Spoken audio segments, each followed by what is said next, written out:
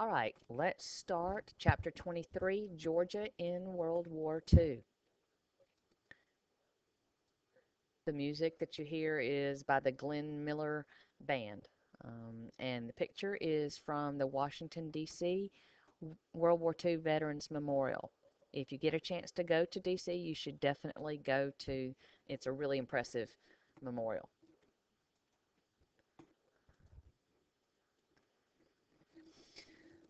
In the 1930s, the U.S. was focused on rebuilding the economy. They were in the midst of the Great Depression, and that was taking up Americans' time and energy.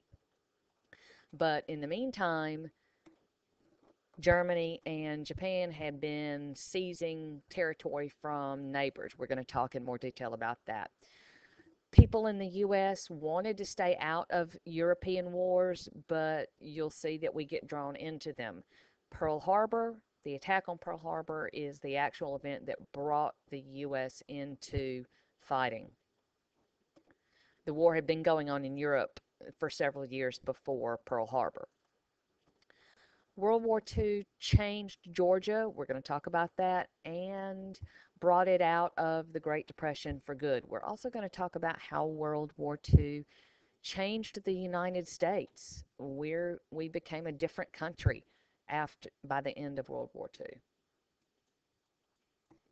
Let's back up a little bit and talk about causes.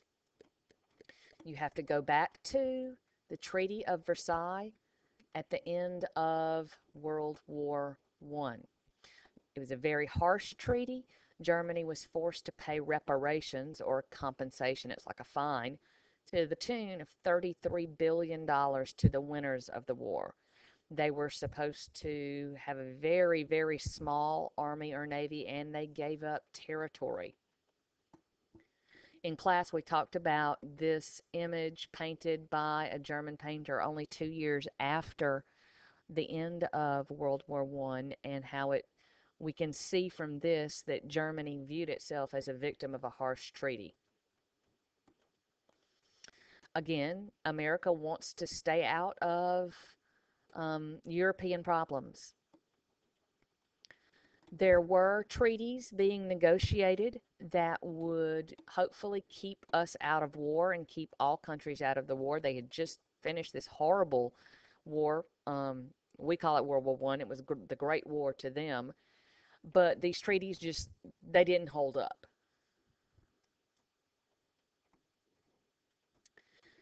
In Asia, the Japanese are expanding.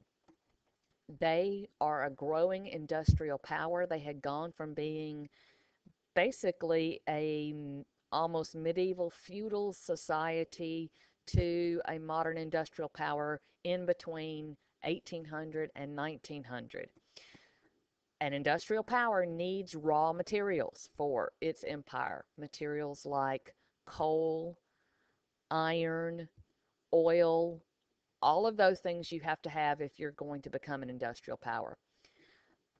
Japan didn't have those things, so it looked to its neighbors, specifically to begin with China, and it invaded China. Um, this image is a very famous one from the fighting that went on in the Chinese city of Nanking. Very famous image that shows the brutality of the Japanese soldiers because all of these victims appear to be civilians. Meanwhile, in Europe, Germany and Italy have both become fascist countries. In other words, the philosophy of government that they follow is characterized by a dictator, belief in superiority of a nation or a race themselves, and doesn't believe in individual rights or democracy. Mussolini said, "We have buried the putrid corpse of liberty." That tells us a lot about the individual rights of Italians. They really didn't have any. In 1935, Italy, led by Mussolini, invades Ethiopia. Germany begins to expand. They invade the Rhineland in 36, and in 38 they annex Austria and take Czechoslovakia.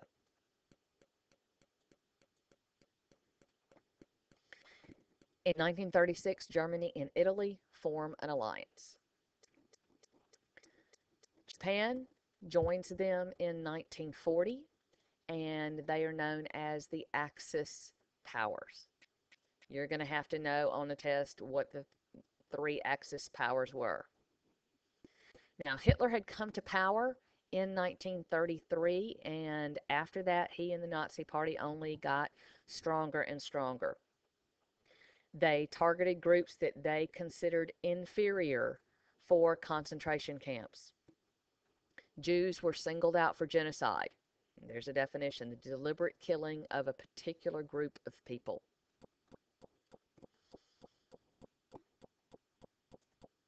In the meantime, Hitler made an agreement with Stalin that neither country would attack the other.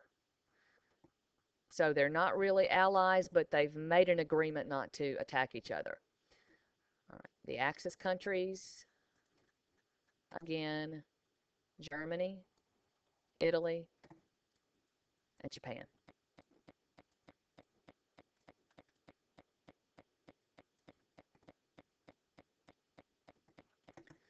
Now, what's going on back in the United States?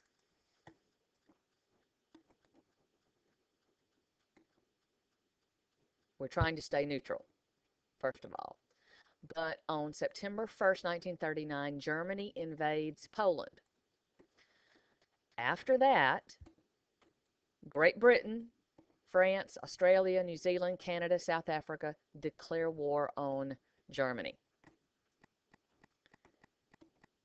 But the Germans, using the Blitzkrieg, that mechanized warfare, in 1940 conquered Denmark, Norway, Holland, Belgium, Luxembourg, and most of France.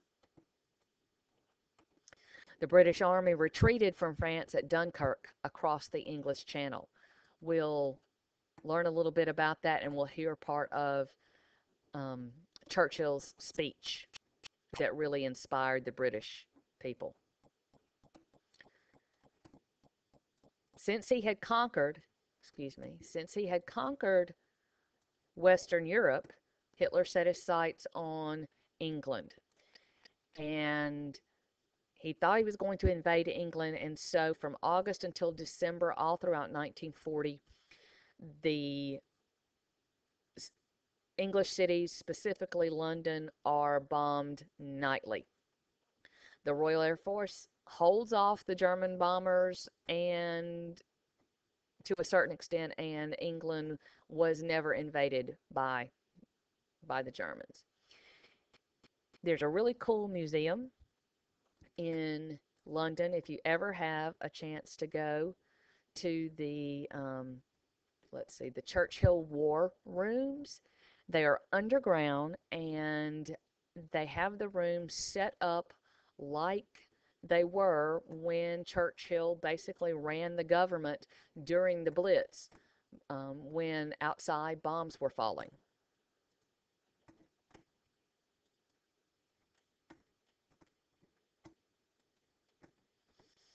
In June of 41, Hitler goes back on his deal with Stalin of the Soviet Union, and Germany, in June of 41, invades the Soviet Union. And so at that point, the Soviet Union joins the Allies, England and France. Most Americans are still thinking they can stay neutral, but news of atrocities by Germans and the Japanese are in the newsreels that people are seeing. In 1938, American citizens heard about what was called Kristallnacht, the Night of Broken Glass, in which Jewish businesses and homes were vandalized. After the fall of France in 1940, the U.S. does begin to rearm. The first peacetime draft starts in September of 1940. 1940. In 1940, FDR is elected to a third term. He's the first president ever to be elected to a third term, but in general, people knew that war was coming and they didn't want to choose a new leader. They knew Roosevelt, and I guess they trusted him, but they elected him to a third term.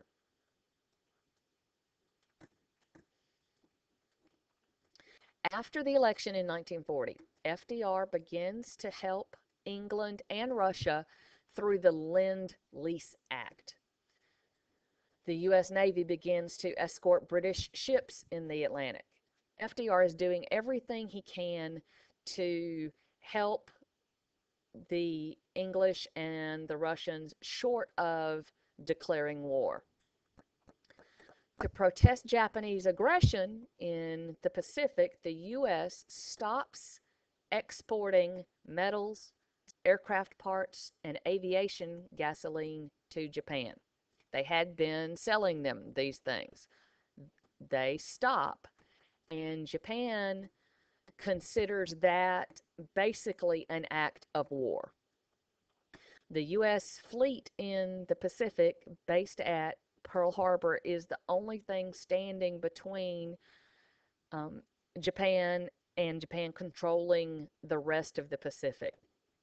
So on December 7th, 1941, the Japanese bombed Pearl Harbor, the U.S. naval base at Pearl Harbor. The next day, FDR describes the 7th as a date that will live in infamy, and Congress declared war on Japan. We're going to listen to his speech and do some analysis. I've got a copy of his typed out first draft and then all the changes that he made. They're very interesting. We're almost done. On December 11th, Germany and Italy declare war on the U.S. So now our Axis and our allies are pretty much set for the rest of the war.